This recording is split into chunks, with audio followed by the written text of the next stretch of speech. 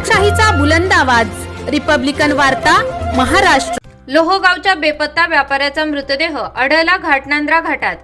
4 दिवसांपासून झाले होते बेपत्ता। अपघात की घातपात चर्चांना उधाण। सविस्तर माहिती अशी की 25 एप्रिल पासून बेपत्ता असलेल्या व्यापाऱ्याचा मृतदेह घाटनांद्रा येथील घाटातील खोल दरीत स्वतःच्या कारमध्ये कुजलेल्या अवस्थेत आढळला। ही घटना मंगळवारी सकाळी उघडकीस आली। अर्जुन महादू गवळी वय वर्ष 37 असे मयताचे नाव आहे। हा अपघात की घातपात याचे कारण अद्याप अस्पष्ट असून विविध तर्कवितर्क लावले जात आहेत।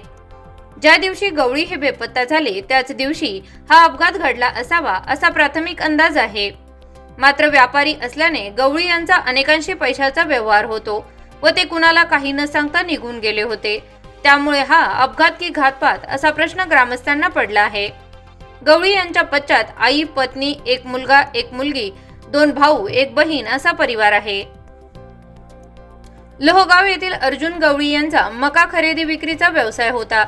त्यांचे चिंचोली लिंबाजी येथील मार्केट यार्डमध्ये त्यांचे गवळी ट्रेडिंग कंपनी नावाचे दुकान आहे।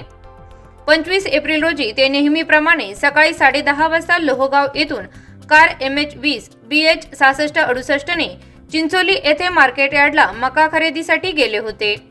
मात्र दुपारी 1:30 वाजण्याच्या सुमारास कुणाला काही न सांगता ते मार्केटमधून कार घेऊन निघून गेले।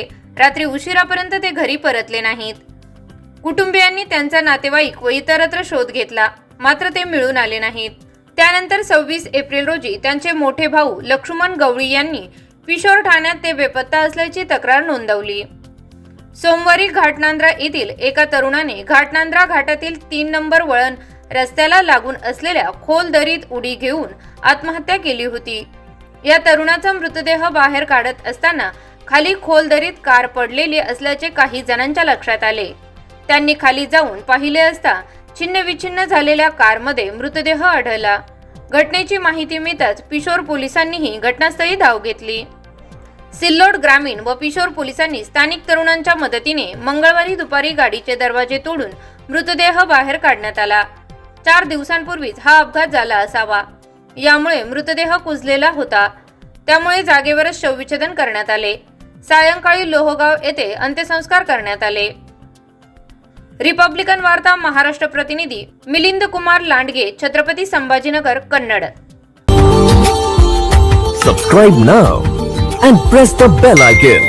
Never miss an update.